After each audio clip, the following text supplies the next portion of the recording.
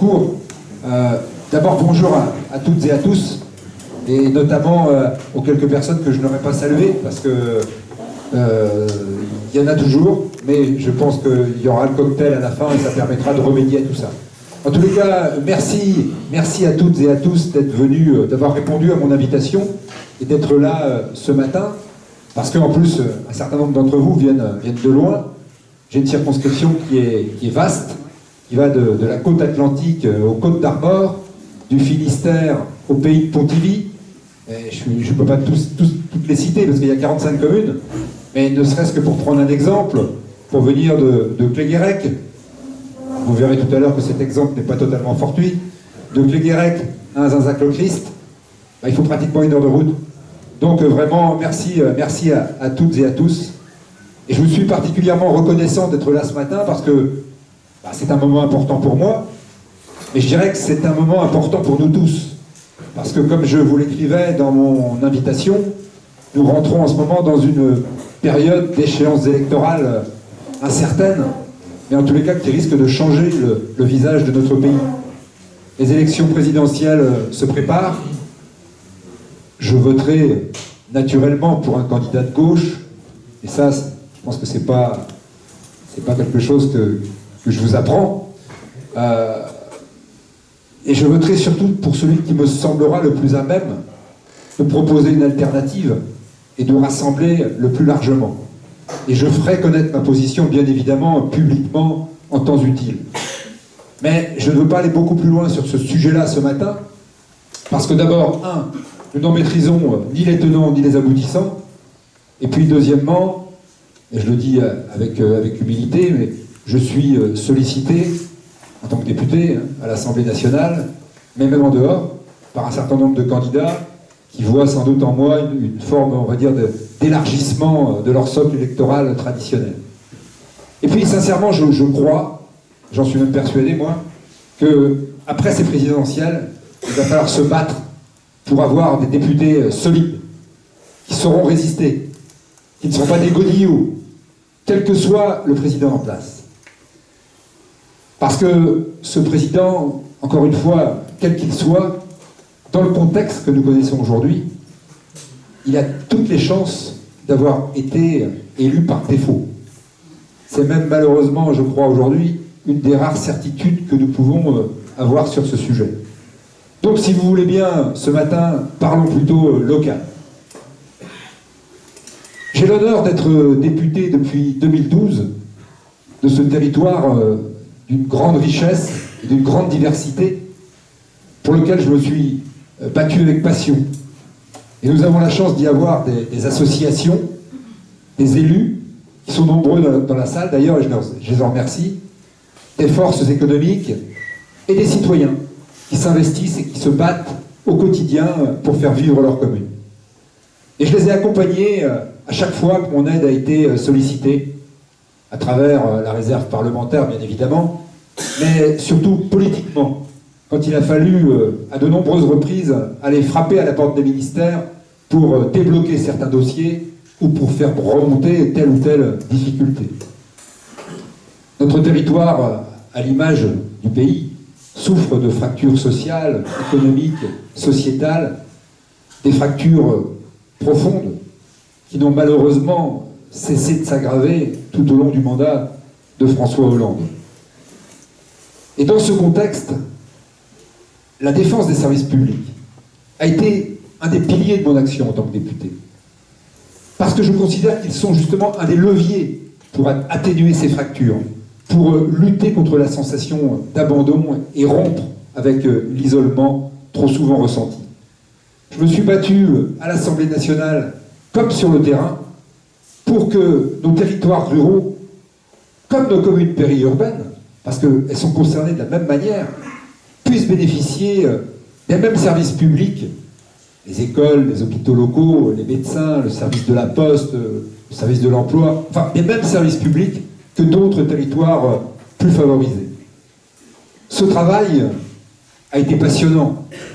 J'ai notamment réussi, je crois, à développer, nous dirons si c'est vrai, mais ce que je souhaitais faire depuis le départ, une synergie collective avec les élus, les syndicats et de très nombreux citoyens qui nous ont permis, par exemple, au terme d'un long et éprouvant combat, et je suis ravi de voir dans la salle des personnes qui y ont participé, de sauver l'ensemble des activités de l'hôpital de Guémené-sur-Scorff et l'intégralité de ses emplois.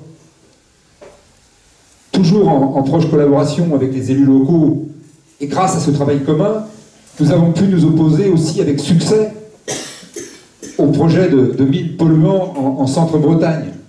Alors ce sont deux exemples, simplement des exemples bien sûr, mais je parle de ces deux dossiers parce qu'ils illustrent, je crois, parfaitement la méthode de travail que je souhaite continuer à mettre en place sur notre territoire pour défendre ses intérêts.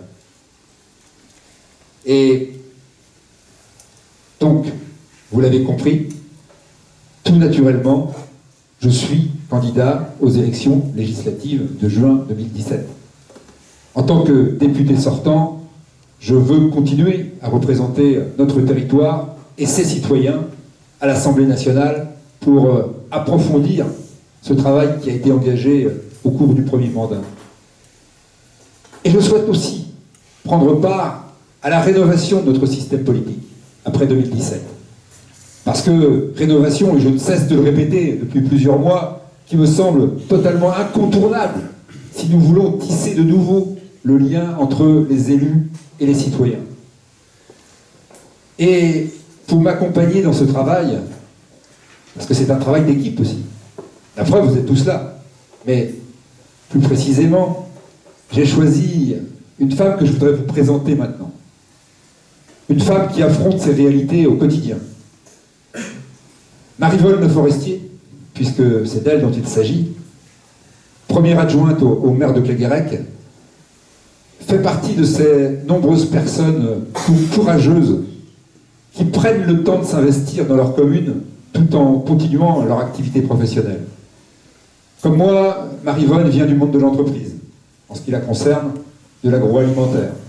Et son travail d'élu à Cléguérec est reconnu de tous.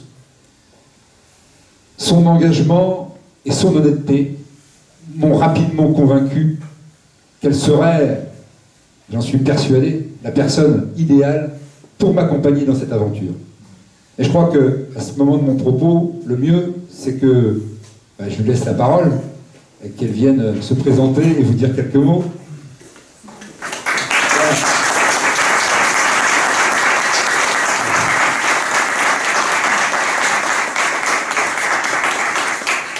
Et je reviendrai ensuite, quand même, pour brosser en quelques minutes, je vous rassure, les grandes orientations du projet que je souhaite défendre en 2017. Maryvonne, c'est à toi.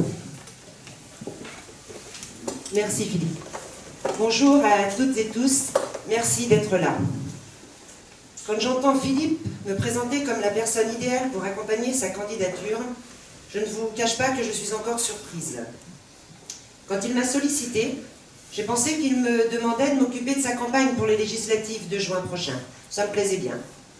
M'engager pour aider un candidat pour qui j'ai beaucoup d'estime, ça m'allait bien, et je n'aurais même pas réfléchi plus de 3 secondes pour lui donner mon accord. Mais que nenni! Il me sollicitait pour être sa suppléante.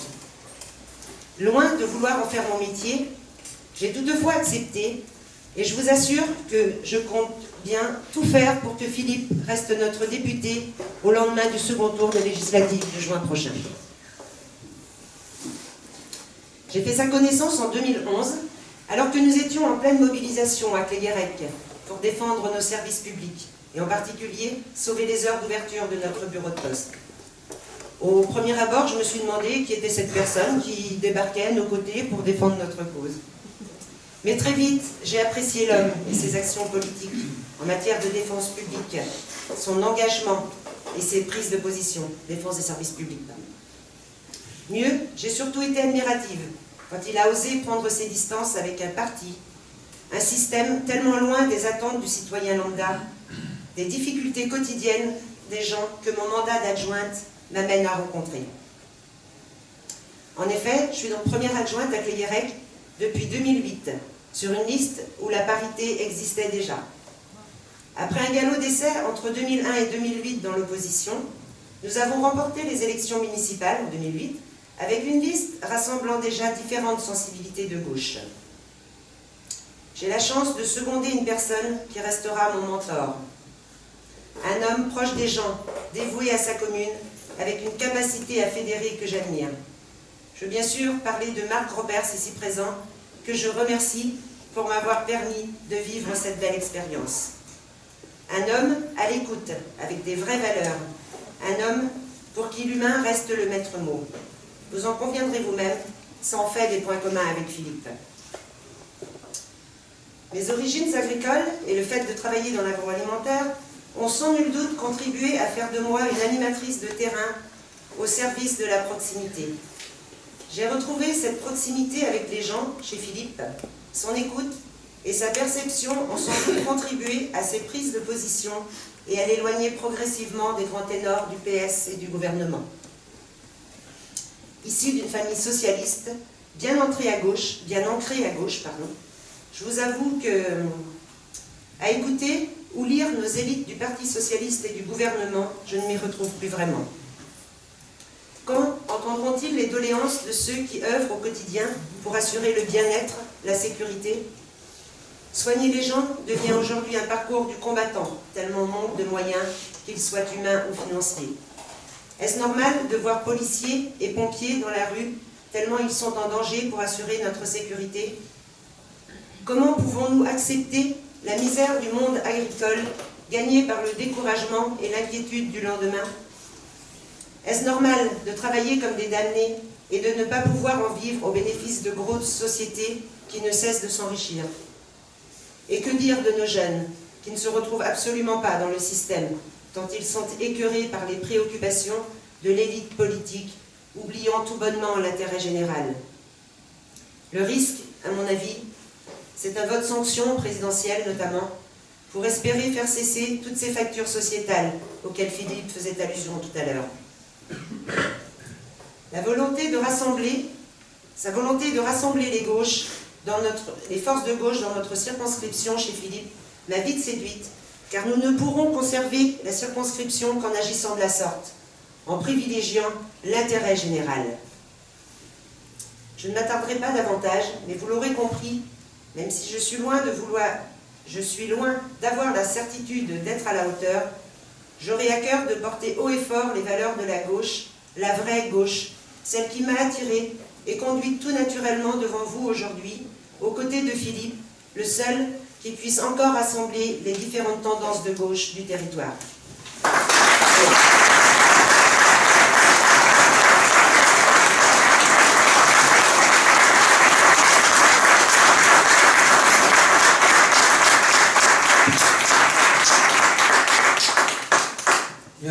Merci Marie-Yvonne. Je voudrais te redire devant toute cette assemblée que moi je suis ravi que tu aies accepté de t'engager avec moi j'ai dit tout à l'heure dans cette candidature, dans cette aventure aussi, parce que c'est une vraie aventure, je vais vous le dire.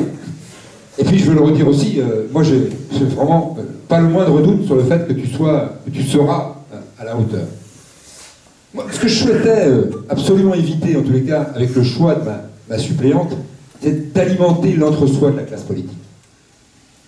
Nous n'en pouvons plus de ce sentiment justifié à plus d'un titre que le monde politique évolue dans une bulle où il est impossible de rentrer, où les places sont déjà prises en fonction des intérêts particuliers de tel ou tel élu, sans considération pour l'intérêt général.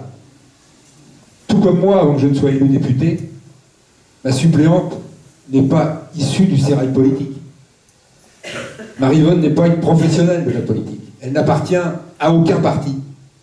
Mais nous partageons une volonté forte de nous engager et des valeurs communes. La solidarité, la cohésion, la justice sociale et l'exemplarité. Et l'exemplarité, c'est justement une valeur que je veux porter dans le débat national. J'ai quitté le Parti socialiste en juin 2015 parce que j'étais, et je suis toujours, convaincu que François Hollande et ses gouvernements non seulement n'ont pas respecté les engagements pris en 2012, mais se sont mis à penser, à parler et à agir sur beaucoup de sujets importants de la même façon que la droite qu'ils étaient censés combattre. Notre système démocratique ne peut plus fonctionner sans que l'exemplarité soit au centre de toutes les pratiques et de toutes les attitudes de notre classe politique. Et justement, l'image de la classe politique est plus mauvaise que jamais, au point que beaucoup de nos concitoyens, dégoûtés, se sont presque habitués, résignés à voir évoluer dans les hautes sphères toujours les mêmes hommes politiques, immuables et parfois même corrompus. En temps de crise, il doit y avoir une règle d'or. Ceux qui légifèrent sur l'avenir du pays et qui gèrent l'argent des Français doivent être irréprochables. Je crois que nous avons vraiment besoin d'un grand ménage de printemps. Assainir la classe politique, en la faisant respirer, en la renouvelant. Plus de nouveaux profils d'élus, moins de cumulards. Je crois que mon parcours montre que c'est possible. Moi, je suis un homme de gauche. La gauche, c'est mon combat, mes valeurs, mon histoire. Et aujourd'hui, je dois vous le dire, je suis effrayé, affligé de l'état dans lequel elle se trouve, divisée, discréditée. Sans doute aussi parce qu'elle a abandonné depuis trop longtemps le combat des idées. Alors, élu député en 2017, je veux prendre ma part au redressement du pays autour de 3 urgences qui traversent notre société. L'urgence démocratique, l'urgence écologique et l'urgence sociale. Avant comme après mon départ du Parti socialiste et du groupe socialiste à l'Assemblée nationale, j'ai travaillé avec la même détermination autour de ces 3 urgences. Alors, sans être exhaustif, parce que là, je pourrais vous lasser, j'ai publié un livre sur la responsabilité sociale et environnementale des entreprises. J'ai rédigé 4 rapports parlementaires sur l'économie sociale et solidaire, sur la publication d'informations non financières par les entreprises, sur la politique de développement et de solidarité internationale, et sur les mesures de simplification de la vie des entreprises. Des thèmes qui sont au cœur de bien des débats politiques actuellement. J'ai déposé une proposition de loi pour contraindre les multinationales à respecter les droits humains. J'ai alerté le gouvernement sur la dangerosité et l'opacité des nouveaux traités de libre-échange, des nouveaux accords de libre-échange avec l'Amérique du Nord. Et l'actualité sur le CETA d'aujourd'hui ne fait que me confirmer dans mon opposition, tout au moins dans la manière dont on nous les propose. On va adopter demain sans doute le CETA pour une période transitoire de 3 ans, sans que les parlements nationaux n'aient été consultés. On est presque sur le déni de démocratie. Aujourd'hui, je travaille entre autres sur la maltraitance dans les transports longue durée d'animaux vivants. Enfin, j'ai commencé ma carrière à la commission développement durable et aménagement du territoire, et je la termine aux affaires sociales, ce qui m'a permis quand même en 5 années de parcourir un large spectre de toutes les difficultés sociales et environnementales qui traversent notre pays. Député de gauche, indépendant, j'insiste toujours sur ce mot, j'ai toujours considéré, avant toute chose, les intérêts de notre pays et des citoyens pour déterminer mes votes. Sans dogmatisme aucun, malgré ce que disent certains. J'ai voté pour les projets de loi, quand ils me semblaient aller dans le bon sens. Et je peux citer le mariage pour tous, la loi santé, la loi biodiversité, celle sur la transition énergétique, plus récemment la loi égalité et citoyenneté, et je pourrais en citer d'autres. Mais à l'inverse, je me suis opposé fortement au gouvernement quand il défendait des projets de loi qui, à mon sens, fragilisaient notre pays, notre modèle social et notre économie. Et là, je crois que nous avons tous en tête les mêmes orientations et les mêmes projets. La politique de l'offre, la loi, le pacte de responsabilité, la loi Macron, la loi travail. Bon, voilà, donc je pourrais là aussi aller très très loin. Alors c'est vrai, cela m'a valu des inimitiés féroces et des attaques fréquentes, mais je vous le dis, je l'assume. Parce que je continuerai à penser que le bien commun doit toujours l'emporter sur les intérêts partisans. Notre pays traverse une crise trop grave pour qu'il en soit autrement. Une crise, je l'ai déjà dit, démocratique, écologique, sociale, mais surtout une crise qui fait vaciller beaucoup de nos certitudes. Alors j'ai déjà dit un mot sur la sobriété et l'exemplarité qui doivent s'imposer rapidement dans notre classe politique si nous voulons sauver notre idéal démocratique. Les temps sont troubles. Les ennemis de la démocratie et de l'esprit républicain ressortent de l'ombre, nous attaquent. Ils menacent notre mode de vie. Face à eux, nous devons rester fermes et intransigeants sur nos principes. Mais pour cela, les citoyens doivent avoir confiance envers les institutions qui nous gouvernent. J'ai acquis la certitude, en pratiquant nos institutions de façon concrète en tant que député, qu'un changement était nécessaire, qu'une nouvelle république devait émerger, plus équilibrée, décentralisée, transparente, qui respecterait enfin la légitimité parlementaire et qui limiterait les pouvoirs du président de la République. C'est ce que j'appelle l'urgence démocratique. Urgence écologique. Le respect de l'environnement doit être au cœur du programme, du programme de la nouvelle gauche. Au cœur de chaque projet que nous aurons à construire. La question écologique est un impératif de survie pour nous, pour nos enfants, pour notre planète. Et cet impératif écologique doit devenir la matrice commune de tous nos projets. C'est ma vision de l'écologie. Une question si importante qu'elle doit être au cœur de toutes nos propositions, de toutes nos actions en tant que décideurs politiques.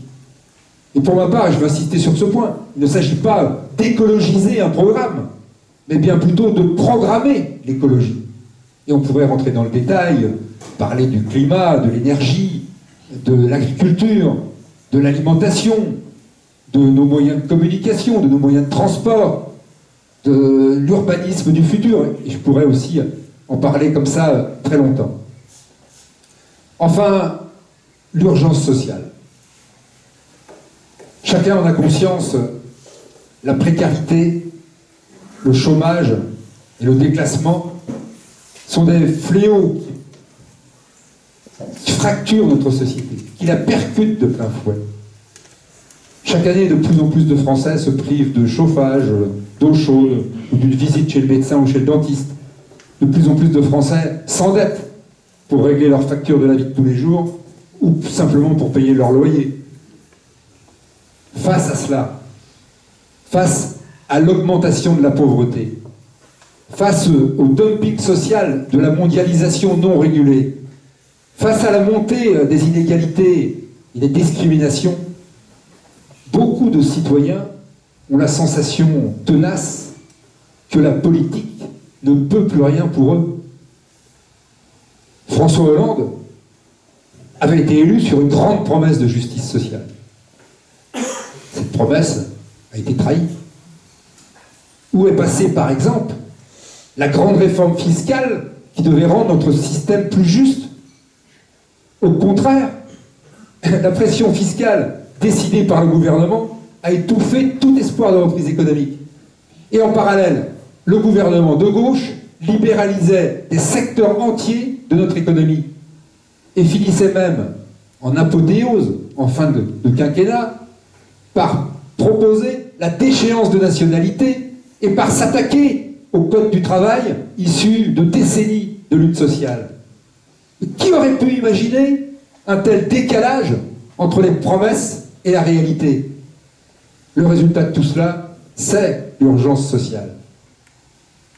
Et la gauche, si elle veut se refonder et gagner de nouveau la confiance du peuple, va devoir questionner son rapport au pouvoir, son rapport à la mondialisation, son rapport au lobby, au patronat, et proposer de nouvelles orientations sociales et économiques, une alternative enfin au néolibéralisme qui règne aujourd'hui sans partage. Avec l'association Voix de Gauche, qui est née lors de cette belle soirée du 25 mars dernier à Guidel, où dans une salle comble, nous avions réuni pratiquement toute la gauche sur la même estrade, avec Pierre Jox, fondateur quand même du Parti Socialiste, qui en est toujours membre, même s'il est très critique, Clémentine Autain, Yannick Jadot, qui est aujourd'hui candidat au présidentiel à travers les primaires d'Europe Écologie Les Verts, avec donc l'association Voix de Gauche, dont plusieurs membres sont présents dans la salle aussi, que je salue. J'ai l'ambition, nous avons l'ambition, de rassembler la gauche pour que partout où cela est possible en Bretagne, des candidatures unitaires voient le jour. Et ici, si je suis candidat, c'est aussi évidemment parce que je veux garder cette 6e circonscription du Morbihan à gauche. Et avec la plus extrême modestie, mais sans fausse humilité, je suis le plus à même de pouvoir le faire. Avec le soutien, bien sûr, de plusieurs organisations avec lesquelles je travaille. Les écologistes, le Front de Gauche, Nouvelle Donne, mais aussi tous ces socialistes, et il y en a dans la salle, qui approuvent mes positions et qui me le font savoir. Et tous ces citoyens non encartés qui, depuis de longs mois, m'encouragent et me suivent et m'aident. Mais tout cela, évidemment, à condition aussi, évidemment, que de multiples candidatures d'appareils, de témoignages, ne viennent faire un gros cadeau à la droite. Et dans la situation difficile où se trouve la gauche, chacun doit, dès aujourd'hui, réfléchir à ses responsabilités. Sur notre circonscription, je suis convaincu d'être le seul candidat en mesure de rassembler les citoyens qui se retrouvent dans les valeurs de la gauche, mais aussi, plus largement, tous ceux qui ne se reconnaissent plus dans notre fonctionnement démocratique. Ceux qui ne vont plus voter, qui se réfugient dans un vote extrême, ceux pour qui la droite et la gauche, cela ne veut plus rien dire. Je crois que nous devons écouter ces citoyens, car ils sont aujourd'hui le plus souvent exclus du débat, noyés dans les chiffres d'une abstention de plus en plus énorme. Les futurs élus aux élections de 2017 auront une mission que je crois prioritaire, celle de reconquérir la confiance du peuple, par l'honnêteté, par l'exemplarité. En d'autres termes, restaurer l'esprit citoyen et montrer que l'on peut faire de la politique autrement. Eh bien, c'est tout l'objet de la candidature que je propose aujourd'hui à mes concitoyens. Merci à vous.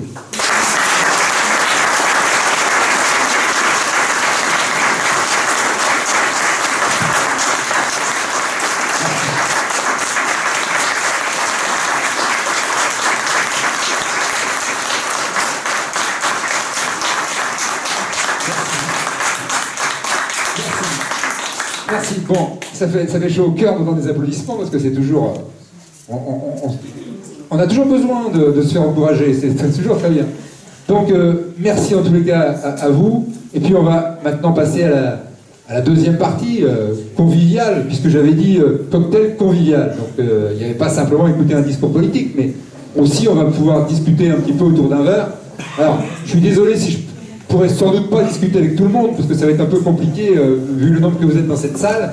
Et je suis très content que vous soyez aussi nombreux, d'ailleurs. Mais donc, je vous propose maintenant qu'on s'approche des tables qui ont été installées, des deux côtés, je crois, de la salle, d'ailleurs. Voilà, merci à vous.